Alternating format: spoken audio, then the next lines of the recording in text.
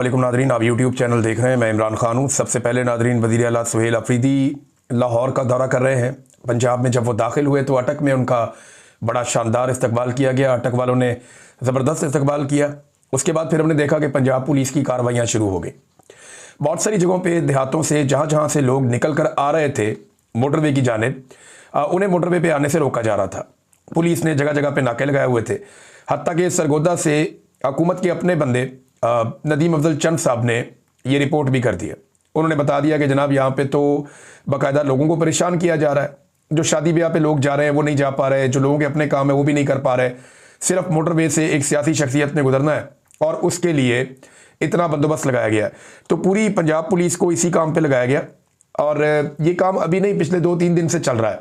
जब से इन्हें अब मालूम हुआ है कि सुहेल अफरीदी ने आना है और लाहौर का दौरा करना है, तब से छापे मारे जा रहे हैं घरों में। 80 साल 85 साल के बुजुर्ग भी गिरफ्तार किए गए। यास्मीन राशिद साहबा के हलके से एक बुजुर्ग को गिरफ्तार किया गया। ये एक सियासी वर्कर है, उनके वालिद, इनकी उम्र 85 साल है। मैं देखकर हैरान हो गया कि इस लेवल पे ये निज़ाम पहुंच गया। मियां असलम इकबाल, उनके भाइयों को गिरफ्तार कर लिया गया और लगातार गिरफ्तारियां की जा रही हैं। बहुत सारे कारकुन गिरफ्तार हो गए, बहुत सारी चादर और चारदीवारी का तकद्दुस पामाल किया गया। यहां पर अभी कुछ अर्सा पहले आपको याद होगा बिलावल भी आया था। बिलावल जरदारी जब आया, उसने आगे पंजाब का लाहौर का दौरा किया तो मरियम नवाज ने उसको बड़ा वेलकम किया था और किसी किस्म का कोई एतराज़ नहीं किया गया था, क्योंकि मम्मी डैडी किस्म का दौरा था। ज़्यादा लोग निकलते भी नहीं है, 2-4-5 हज़ार बंदा निकला है, बहुत ज़्यादा भी होगा तो पीपल्स पार्टी की जितनी औकात है उसमें PMLN को किसी किस्म की कोई प्रॉब्लम होती नहीं है। फिर PMLN खुद भी बंदे नहीं निकाल पा रही, वो बेचारे बड़ी मुश्किलों से हुकूमती वसाइल इस्तेमाल करके सरकारी मुलाजमीन को बिठा कर भी एक मजमा इकट्ठा नहीं कर पाते। अभी गुजरावाला में कुछ अर्सा पहले आपने उनकी हालत देखी थी। तो PTI का हुकूमत पूरी कोशिश कर रही है कि वो मनाजर ना बने जो इमरान खान साहब जब लाहौर की सड़कों पे निकलते थे या वहाँ से गुजरते थे तो जो मनाजर बन जाते थे। हुकूमत लगातार कोशिश कर रही है कि PTI को उस किस्म के मनाजर ना मिले, जबकि पाकिस्तान तहरीक इंसाफ पूरी कोशिश कर रही है कि पंजाब के अंदर कारकुनों को दोबारा से मुतहर्रिक किया जाए, PTI के लोग बाहर निकलें और बाहर निकलने के बाद दोबारा से इमरान खान साहब के लिए कैंपेन शुरू करें।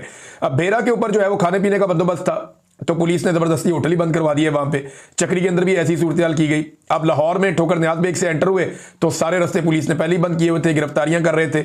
लेकिन फिलहाल सुहेल अफरीदी को जगह जगह पे लोगों ने इस्तकबाल भी किया और इन रुकावटों ने ना सिर्फ सुहेल अफरीदी का फायदा किया बल्कि तहरीक में जान डालती हैं ये चीजें। देखें ना, अगर ये एक रैली चलती और वो लाहौर आ जाती और लाहौर में लोगों को खुला छोड़ा जाता और खुले दिल के साथ उनको पॉलिटिकल एक्टिविटी करने दी जाती तो 2 दिन में 4 दिन में खबर खत्म हो जाती। लेकिन जिस तरीके से रोक टोक की जा रही है, जिस तरीके से पुलिस को और ताकत को इस्तेमाल किया जा रहा है, छापे मारे जा रहे हैं, इस सारे अमल को कामयाब बनाया जा रहा है। सियासतदान जब अपोजिशन में होता है ना तो वो ये चाहता है कि हुकूमत उसके साथ ज्यादती करे, उससे उसकी तहरीक में ताकत आती है और ये हुकूमत ऐसा करने में माहिर है। इन्होंने यही कर करके पाकिस्तान तहरीक इंसाफ को पाकिस्तान की मकबूल तरीन सियासी जमात बना दिया है और ये हरकतें पाकिस्तान तहरीक इंसाफ को मजीद मजबूत करेंगी। बहरहाल मोटरवे पे आने वाली सड़कें भी बंद थी, बाकी जगह भी बंद थी, लेकिन इसके बावजूद ठीक ठाक सुहेल अफरीदी का इस्तकबाल चल रहा है। इन्होंने बहुत सारी जगहों पे जाना है। सुहेल अफरीदी ने कोट लखपत जेल में भी इन्होंने जाना है, जो असीरान है उनको मिलने के लिए बहुत सारे लोगों के घरों में भी जाना है, बहुत सारे कारकुनों से इन्होंने मुलाकातें भी करनी है। रात को लिबर्टी चौक में 9 बजे के करीब सुहेल अफरीदी और इनके साथी जाएंगे। अब देखते हैं कि लिबर्टी चौक में पाकिस्तान तहरीक इंसाफ बहुत पहले इकट्ठा हुआ करते थे, अभी क्या सूरत बनेगी लिबर्टी चौक में और बाकी जगहों पे, ये हम आपको रिपोर्ट कर देंगे। जो सुबह आप वीलॉग देखेंगे उसमें सारी चीजें, सारी तफसीलात आपके सामने आ जाएंगी। अब नादरीन, एक इस्तकबाल बांग्लादेश में भी हुआ है। बांग्लादेश में जो इस्तकबाल हुआ वो तारिक रहमान साहब का इस्तकबाल है और ये 17 साल के बाद एक ऐसे सियासी रहनुमा हैं जो 17 साल के बाद वापस बांग्लादेश की सरजमीन पर आए। 16 साल एक फस्तायत, जुल्म और जबर रहा जो हसीना वाजिद ने किया और 16 साल तक ये अपने वतन जो मशरकी पाकिस्तान या बांग्लादेश है वहां वापस नहीं आ सके और 17 साल के बाद ये वापस अपने वतन आए। इनका इस्तकबाल देखने वाला था, हर तरफ अवाम ही अवाम थी, बहुत बड़ा एक हुजूम था और किसी भी डिक्टेटर के लिए या जालिम के लिए ये दिल दहला देने वाला मंजर होता है कि इतने बड़े पैमाने पर अवाम निकल आए किसी के इस्तकबाल के लिए, खास तौर पे अगर वो सियासी रहनुमा है तो। और इस बात की तवक्को की जा रही है कि आने वाले इलेक्शन में तारिक रहमान साहब या जो खालिदा ज़िया साहिबा हैं उनकी पार्टी ही इलेक्शन जीतेगी और वो बड़ी वाज़ेह अक्सरियत के साथ आएंगे और अपनी हुकूमत बना लेंगे बांग्लादेश में। और अगर इनको 2/3 अक्सरियत मिल जाती है तो जो कुछ भी वैसे किया गया है हसीना वाजिद की जानिब से बांग्लादेशी कवानीन के साथ और आइन के साथ और चीज़ों के साथ उन सारों के रिवर्स होने का वक्त तो बहुत पहले आ गया था, लेकिन बाकायदा वो रिवर्स होना शुरू हो जाएंगी। फरवरी में वहां पे इंतखाबात हैं। अब ऐसा इस्तकबाल पाकिस्तान में किसका हो सकता है? एक ही आदमी है। नवाज शरीफ जब पाकिस्तान वापस आए तो उनके तोते उड़ गए थे कबूतर उड़ाने के चक्कर में, और पिछली दफा जब पाकिस्तान आए थे तो उनका भाई भी एयरपोर्ट उनको लेने नहीं गया था। तो नवाज शरीफ साहब की तो कहानी खत्म है। बेनजीर भुट्टो एक ऐसी लीडर थी जिनका आखिरी मरतबा इस्तकबाल हुआ था। उसके बाद से बार बार बिलावल को लॉन्च किया जाता है, कभी जरदारी को लॉन्च किया जाता है, कभी आसिफा जरदारी को लॉन्च किया जाता है, लेकिन पब्लिक का रिएक्शन नहीं आता, पब्लिक रिस्पॉन्ड नहीं कर रही प्रॉपर तरीके से। इमरान खान वो वाहिद आदमी है जो अगर निकला जेल से बाहर तो फिर आप इससे भी बड़ा इस्तकबाल देखेंगे। मैं आपको गारंटी करके कह रहा हूं कि इमरान खान अगर बनी गाला की तरफ चलेंगे तो अडियाला जेल से लेकर बनी गाला तक अवामी अवाम होगी। इमरान खान अगर लाहौर की जानिब चलेंगे तो 10 से 20 किलोमीटर में सिर्फ आपको अवामी अवाम नजर आएगी और कुछ नजर नहीं आएगा। ये लोग इमरान खान के साथ एक समंदर अवाम का चलेगा, मुझे इस बात का पता है। अल्टीमेटली बाहर तो आ जाना इमरान खान ने, हमेशा निजाम कभी किसी को अंदर रख नहीं सकता, जितनी भी ज्यादती कर ले। जब इमरान खान साहब बाहर आएंगे तो पाकिस्तानी अवाम उनके साथ खड़ी होगी। अब पंजाब के अंदर प्रॉब्लम यह है कि जिनकी हुकूमत बनाई गई है वो मकबूल नहीं है, और जो मकबूल है उन्हें दबाया जाता है, हत्ता के सहाफियों को भी पकड़ लिया जाता है।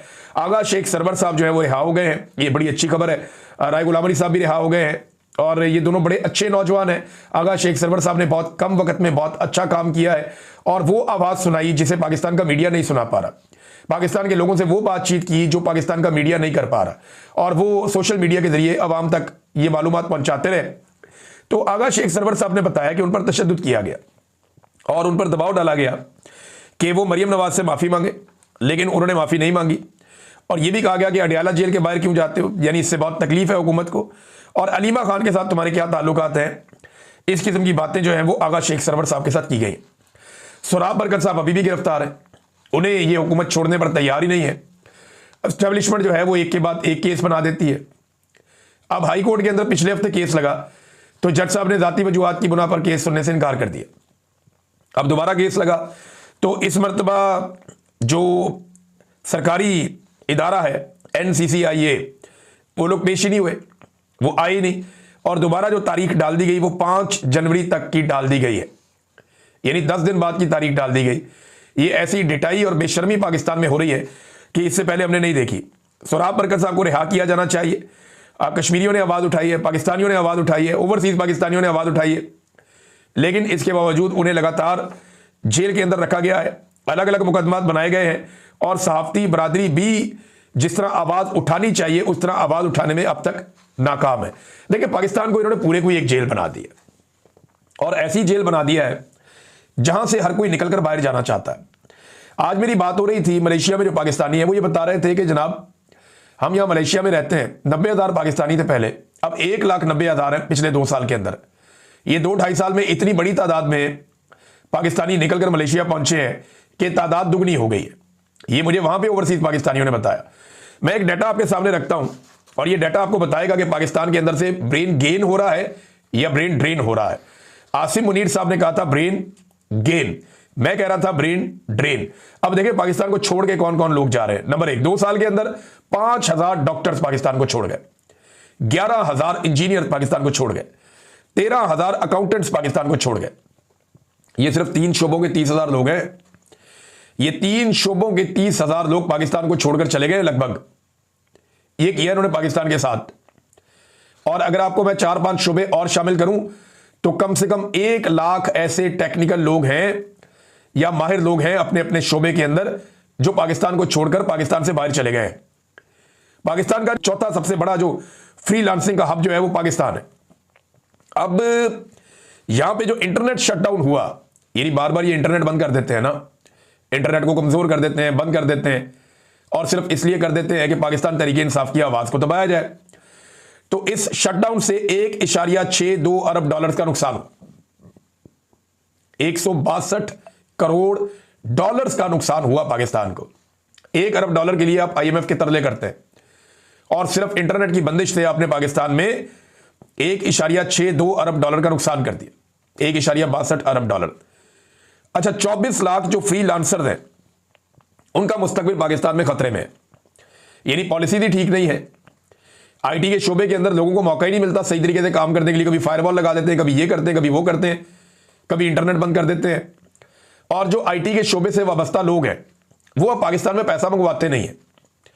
यानी एक आदमी मिसाल के तौर पे उसने अपना अकाउंट बनाया हुआ है अमेरिका में, या उसने अपना अकाउंट बनाया हुआ है बरतानिया में या यूरोप के किसी मुल्क में, तो वो अपना पैसा वहां मंगवाता है और पाकिस्तान में सिर्फ इतना पैसा मंगवाता है जितना उसकी ज़रूरत है। फ़र्ज़ करें एक आदमी की ज़रूरत है 1 लाख रुपया, उसकी फैमिली की ज़रूरत है, और उसने 10 लाख रुपया कमाया आईटी के शोबे में, तो वो पैसा पाकिस्तान नहीं मंगवाएगा। ज़्यादातर लोग अपना पैसा बाहर रख रहे हैं, वो पाकिस्तान में सिर्फ उतना पैसा मंगा रहे हैं जितनी उनकी अपनी ज़ाती ज़रूरत है। अगर ये सारा पैसा पाकिस्तान में आए तो पाकिस्तान को कितने ज़्यादा रेमिटेंसेस भी मिलेंगे और कितना ज़्यादा सरमाया भी पाकिस्तान में आएगा। लेकिन लोगों को मायूस कर दिया है ना, लोग पाकिस्तान के अंदर पैसा लाना ही नहीं चाह रहे। उन्हें आइडिया हो गया है कि यहां से हमें निकलना है, और बड़ी तादाद में लोग पाकिस्तान छोड़ छोड़ कर जा रहे हैं। आसिम मुनीर साहब के हवाले से एक खबर उठाई गई और बहुत ज़्यादा उठा दी गई।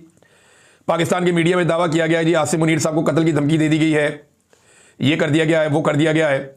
और ये एक औरत ने खड़े होकर वहाँ पे ये कहा जनाब एम्बेसी के बाहर के आसिम मुनीर साहब को कत्ल कर दिया जाए। तो ऐसी बात नहीं है, ये बहुत सारे लोग तकारीर कर रहे थे और सबको बात करने का मौका मिल जाता है जब लोगों की तादाद बहुत ज़्यादा नहीं होती। तो काफ़ी ज़्यादा लोग तकारीर करते हैं पाकिस्तान तहरीक इंसाफ के प्रोग्राम्स में। तो वहाँ पे एक खातून है, मैं उन्हें जानता भी नहीं, मुझे उनका नाम नहीं पता, लेकिन वो बात कर रही थी और उन्होंने जज्बात के अंदर ये कहा कि एक जर्नैल तैयारे के अंदर मर गया था और इनके बारे में कहा इनके साथ गाड़ी में कुछ हो सकता है। तो ये एक पॉसिबिलिटी भी उन्होंने बात की है। ये अब बदवाएं देने के ऊपर भी अब ओवरसीज पाकिस्तानियों के ऊपर मुकदमात बनाए जाएंगे, केसेस किए जाएंगे। वो कह रहे जी हम बरतानिया के साथ रब्ता करेंगे कि एक औरत ने ऐसी बात क्यों की।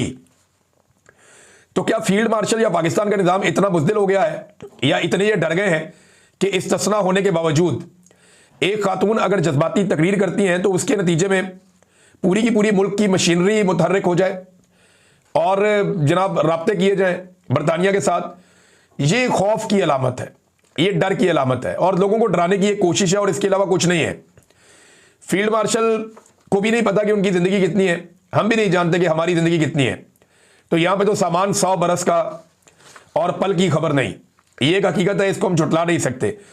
नादरीन, एक और बात उठाई जा रही है पाकिस्तान में और ये बात बार बार उठाई जा रही है कि पीआईए खरीदने वालों को सेल टैक्स माफ कर दिया गया। जहाज खरीदें, बड़े बड़े जहाज खरीदें, सेल टैक्स आपको माफ है, मगर आम आदमी जो है वो पेट्रोल के ऊपर, बिजली के ऊपर, आलू, टमाटर, घी, आटा, चावल, दालें, हर चीज के ऊपर सेल टैक्स दे रहा है। एक कपड़ा खरीदता है उसके ऊपर सेल टैक्स दे रहा है, एक जूता खरीदता है, रबड़ की चप्पल, उसके ऊपर भी वो सेल टैक्स दे रहा है, एक माचिस की डबिया या साबुन लेने जाता है उसके ऊपर भी वो टैक्स दे रहा है। लेकिन बड़े बड़े लोग, जो ताकतवर लोग हैं, जो अमीर लोग हैं, और जो एक कंसोर्शियम बना हुआ है मिलिट्री और सिविल सरमायाकारों का, तो वहां पे कोई पूछने वाला नहीं है, वहां पे सेल टैक्स भी माफ कर दिया गया। जिस तरह ये पीआईए बेचा गया है ना नादरीन, इसकी दूसरी कोई मिसाल तारीख में मिलती नहीं है। और हुकूमत, यानी भी पीआईए बेचा है, साथ ही अगली खबर यह आती है कि पंजाब हुकूमत ने वीआईपी लोगों को प्रोटोकॉल देने के लिए, यानी ये प्रोटोकॉल देने के लिए गाड़ियां नहीं खरीदने का फैसला किया है और 27 करोड़ रुपए से जायद की रकम जारी कर दी कि जनाब हमने प्रोटोकॉल देना है सरकारी बंदों को, हमें प्रोटोकॉल चाहिए, लिहाजा 27 करोड़ रुपया मजीद जारी कर दिया जाए। जब इस तरीके से आप कौम का पैसा जाया करेंगे, मैं आपसे पूछ रहा था ना कि रोजाना ये पैसा जाता किधर है।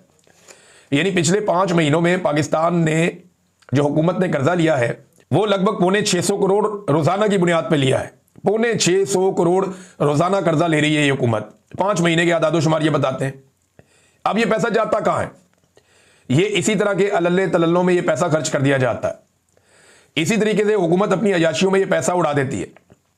गरीब आदमी के लिए इनके पास पैसा नहीं है। यानी अभी किसान ने गंदम लगाई है, 80% किसान वो हैं जिन्होंने उधार पर लेकर गंदम लगाई है। बेशुमार किसान वो हैं जिनको सैलाब में बहुत